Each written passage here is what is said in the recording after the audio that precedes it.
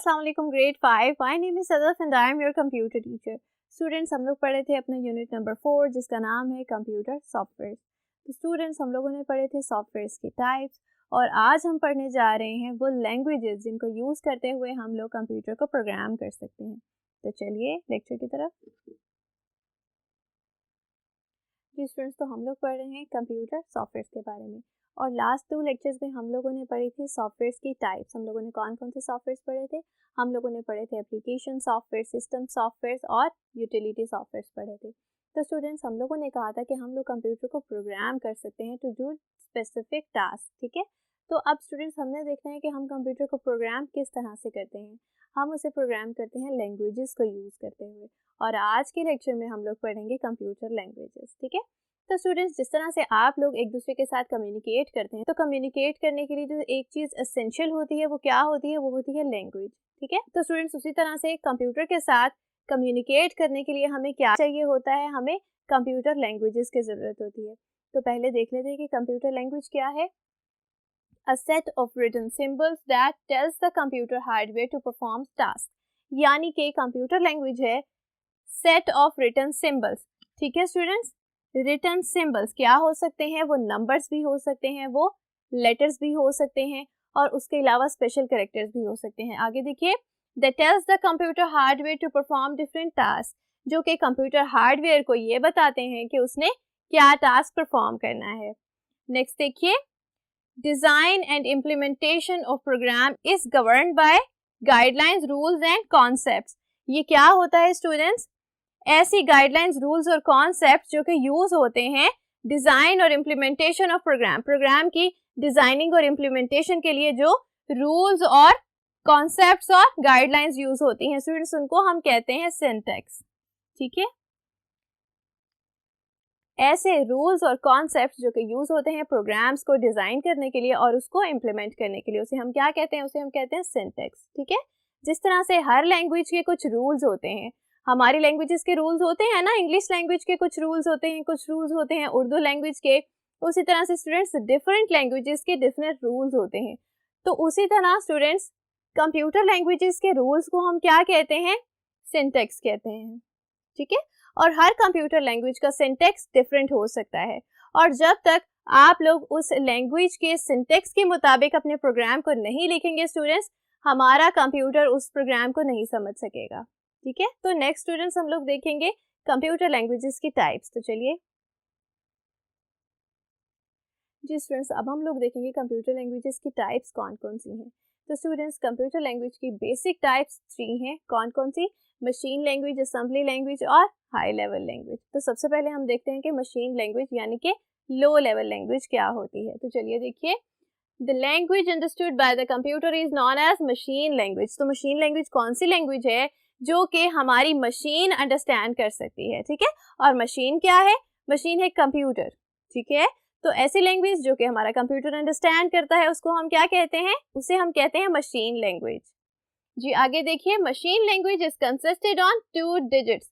हमारी machine language में सिर्फ 2 डिजिट्स होते हैं। कौन कौन से? 0 एंड 1। तो स्टूडेंट्स, 0 और 1 2 ऐसे डिजिट्स हैं जिन पर पूरी की पूरी मशीन लैंग्वेज कंसिस्ट करती है। So it is called binary language. तो स्टूडेंट्स, इन 2 डिजिट्स को हम लोग कहते हैं बाइनरी डिजिट्स, ठीक है। अगर आपसे कोई पूछे कि बाइनरी डिजिट्स क्या होते हैं तो वो कौन से होते हैं? वो होते हैं 0 एंड 1। तो स्टूडेंट्स, क्योंकि मशीन लैंग्वेज 0 और 1 पे कंसिस्ट करती है, इसीलिए हम लोग इसे कहते हैं बाइनरी लैंग्वेज, ठीक है जी। These programs are efficient. Students, machine language में जो प्रोग्राम्स लिखे होते हैं वो बहुत फास्ट होते हैं और बहुत जल्दी एग्जीक्यूट होते हैं। But use of this language is difficult. लेकिन इस लैंग्वेज का इस्तेमाल करना बहुत मुश्किल है, क्योंकि स्टूडेंट्स हम 0 और 1 की लैंग्वेज को उतने अच्छे तरीके से नहीं समझ सकते, ठीक है। नेक्स्ट देखिए, एंड टाइम कंज्यूमिंग। और स्टूडेंट्स, इसमें टाइम भी बहुत ज़्यादा कंज्यूम होता है। वो क्यों? क्योंकि प्रोग्रामर को पहले इस लैंग्वेज की बहुत अच्छे तरीके से नॉलेज होनी चाहिए, उसके बाद ही इसमें हम लोग प्रोग्राम कर सकते हैं। तो स्टूडेंट्स, ये लैंग्वेज है कंप्यूटर की अंडरस्टैंडिंग के करीब, इसीलिए हम इसे कहते हैं लो लेवल लैंग्वेज, ठीक है। लेकिन आम इंसान, आम प्रोग्रामर्स इसे समझ नहीं सकते। तो स्टूडेंट्स, इसीलिए हम लोगों ने फिर कुछ और लैंग्वेजेस बना ली, जैसे कि असेंबली लैंग्वेज और हाई लेवल लैंग्वेज। तो स्टूडेंट्स अब हम देखेंगे कि असेंबली लैंग्वेज क्या होती है। तो चलिए, तो स्टूडेंट्स हम लोगों ने पढ़ा कि मशीन लैंग्वेज क्या होती है। मशीन लैंग्वेज होती है बाइनरी लैंग्वेज, यानी कि 0 एंड 1 की लैंग्वेज। तो स्टूडेंट्स 0 और 1 को इस तरह से अरेंज किया जाता है कि कंप्यूटर डिफरेंट इंस्ट्रक्शंस को समझ सके। लेकिन स्टूडेंट्स मशीन लैंग्वेज आम इंसान, आम प्रोग्रामर्स नहीं समझ सकते थे, इसीलिए हम लोगों ने क्या बनाया, इसीलिए हम लोगों ने बनाई थी असेंबली लैंग्वेज। तो देखिए असेंबली लैंग्वेज क्या है। An assembly language is designed mainly to replace each machine code with understandable code. तो स्टूडेंट्स असेंबली लैंग्वेज को क्यों बनाया गया था, ताकि हम लोग ईच मशीन कोड कौन सा है जो कि हमारी मशीन समझ सकती है, यानी कि हमारा कंप्यूटर समझ सकता है, यानी कि 0 और 1 की लैंग्वेज में लिखा हुआ कोड, उसको हम रिप्लेस कर सके अंडरस्टैंडेबल कोड यानी कि ऐसा कोड जो कि आम प्रोग्रामर अंडरस्टैंड कर सके। ठीक है, आगे देखिए, assembly language is translated to machine language using assembler. तो स्टूडेंट्स हमारा कंप्यूटर असेंबली लैंग्वेज को समझ नहीं सकता, क्योंकि असेंबली लैंग्वेज होती है इंग्लिश लैंग्वेज के करीब। ठीक है, इसमें ज्यादातर वर्ड्स इंग्लिश के यूज होते हैं, और स्टूडेंट्स कंप्यूटर तो इस लैंग्वेज को नहीं समझ सकता, कंप्यूटर को तो सिर्फ 0 और 1 की लैंग्वेज समझ आती है, ऐसे ही है ना। तो स्टूडेंट्स इसीलिए फिर हम क्या करते हैं, इस असेंबली लैंग्वेज में लिखे हुए कोड को पहले ट्रांसलेट करते हैं मशीन कोड में, और फिर हमारा कंप्यूटर हमारी इंस्ट्रक्शन को समझता है और उसके अकॉर्डिंगली परफॉर्म करता है। तो स्टूडेंट्स हम लोग किस तरह से असेंबली लैंग्वेज को ट्रांसलेट करते थे, असेंबलर्स के जरिए। ठीक है, असेंबलर क्या है, असेंबलर है एक ट्रांसलेटर। तो स्टूडेंट्स इसकी एग्जांपल हम कुछ इस तरह से ले लेते हैं, जैसे कि आपकी लैंग्वेज है उर्दू, ठीक है, और आपने बात करनी है किसी चाइनीज से। तो स्टूडेंट्स उसको तो उर्दू नहीं आती होगी और ना ही आपको चाइनीज आती है, तो फिर आप क्या करते हैं, आप एक ट्रांसलेटर हायर करते हैं जो कि क्या करता है, आपको चाइनीज के वर्ड्स उर्दू में ट्रांसलेट करके समझाता है और उस चाइनीज को उर्दू के वर्ड्स चाइनीज में ट्रांसलेट करके समझाता है। ठीक है, तो स्टूडेंट्स इस तरह से आप लोगों की कम्युनिकेशन आसान हो जाती है और आप लोगों को एक दूसरे की लैंग्वेज भी समझने की ज़रूरत नहीं पड़ती। तो स्टूडेंट्स असेंबली लैंग्वेज इसीलिए बनाई गई थी कि हम लोगों को मशीन लैंग्वेज समझने की और मशीन लैंग्वेज सीखने की ज़रूरत ना पड़े और हमारा कंप्यूटर हमारी बात को समझ सके। लेकिन कंप्यूटर को हमारी बात समझने के लिए क्या चाहिए होता है, ट्रांसलेटर चाहिए होता है। ठीक है, तो सबसे पहले जब हम लोग अपना असेंबली लैंग्वेज में कोड लिखते हैं तो स्टूडेंट्स उसको क्या किया जाता है, उसको ट्रांसलेट किया जाता है, जो कि कौन करता है, असेंबलर करता है। ठीक है, और फिर हमारा कंप्यूटर उस कोड को समझता है और उसके अकॉर्डिंगली टास्क परफॉर्म करता है। तो स्टूडेंट्स अब हम देखेंगे हाई लेवल लैंग्वेज क्या होती है। देखिए, it enables the programmers to write certain English words making it easier to think about the problem. तो स्टूडेंट्स असेंबली लैंग्वेज भी प्रोग्रामर्स के समझने के लिए इतनी आसान नहीं थी, इसीलिए इसे अपग्रेड किया गया हाई लेवल लैंग्वेजेस के साथ। ठीक है, तो हाई लेवल लैंग्वेजेस बहुत ज़्यादा हैं, उनमें से हम कोई सी भी लैंग्वेज यूज़ कर सकते हैं अपने कंप्यूटर को प्रोग्राम करने के लिए।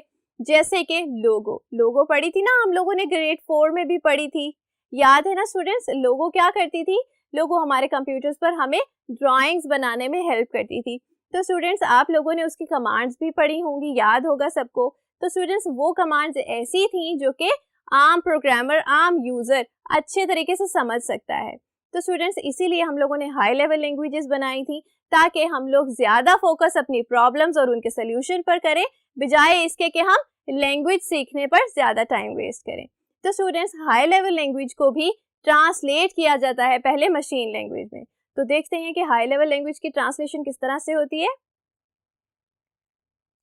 जी स्टूडेंट्स, तो हाई लेवल लैंग्वेज को ट्रांसलेट करने के लिए हमारे पास दो किस्म के ट्रांसलेटर्स हैं। देखिए, इंटरप्रेटर और कंपाइलर। तो स्टूडेंट्स ये दोनों ट्रांसलेटर यूज होते हैं हाई लेवल लैंग्वेजेस को लो लेवल लैंग्वेज में कन्वर्ट करने के लिए, यानी कि हाई लेवल लैंग्वेज जो कि आप लोग समझ सकते हैं, जो कि हम लोग समझ सकते हैं, आम प्रोग्रामर जो समझ सकता है, उसको ट्रांसलेट किया जाता है ऐसी लैंग्वेज में जो कि कंप्यूटर समझ सकता है। ठीक है, तो उन ट्रांसलेटर्स की दो टाइप्स हैं, कौन कौन सी, इंटरप्रेटर है और कंपाइलर है। तो स्टूडेंट्स अब हम देखेंगे इंटरप्रेटर क्या करता है। It translates the program instructions one by one into machine language. तो स्टूडेंट्स इंटरप्रेटर किस तरह से काम करता है, आपकी प्रोग्राम इंस्ट्रक्शंस को one by one machine language में कन्वर्ट करता है। ठीक है, आपका प्रोग्राम क्या होता है, सेट ऑफ इंस्ट्रक्शंस होता है ना। तो स्टूडेंट्स इंटरप्रेटर क्या करता है, उन इंस्ट्रक्शंस को वन बाय वन ट्रांसलेट करता है। उसका क्या फ़ायदा होता है? उसका फ़ायदा स्टूडेंट्स ये होता है कि एक बार एक इंस्ट्रक्शन ट्रांसलेट हुई तो अगर उसमें कोई एरर होगा तो आप लोगों को पता चल जाएगा कि उस इंस्ट्रक्शन में एरर है, ठीक है। और स्टूडेंट्स इसी तरह से वन बाय वन सारी की सारी इंस्ट्रक्शंस ट्रांसलेट होती हैं, तो जिस इंस्ट्रक्शन में एरर होता है स्टूडेंट्स आप लोगों को फ़ौरन पता चल जाता है कि इस इंस्ट्रक्शन में एरर है और उसको आप लोग ठीक कर लेते हैं। लेकिन स्टूडेंट्स ये बहुत ज़्यादा टाइम कंज्यूमिंग होता है। क्यों? क्योंकि हमारा interpreter one by one instructions को ट्रांसलेट करता है। तो स्टूडेंट्स देखिए कंपाइलर किस तरह से काम करता है। It translates the whole program at once into machine language. तो स्टूडेंट्स हमारे प्रोग्राम को एक ही दफ़ा में मशीन लैंग्वेज में ट्रांसलेट करता है। कौन? कंपाइलर करता है।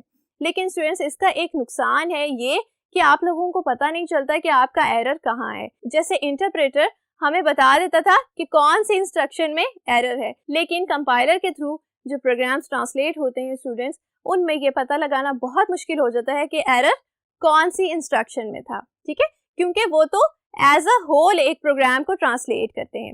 लेकिन स्टूडेंट्स ये लेस टाइम कंज्यूमिंग होते हैं। जिस तरह से इंटरप्रेटर ज़्यादा टाइम लेते हैं उसी तरह से स्टूडेंट्स कंपाइलर्स क्या करते हैं, क्योंकि कंपाइलर्स ने पूरे प्रोग्राम्स को एक ही बार ट्रांसलेट करना होता है स्टूडेंट्स, इसीलिए ये कम टाइम लेते हैं। तो स्टूडेंट्स ये थी कंप्यूटर लैंग्वेजेस। मुझे उम्मीद है कि आप लोगों को आज का टॉपिक अच्छे से समझ आ गया होगा स्टूडेंट्स।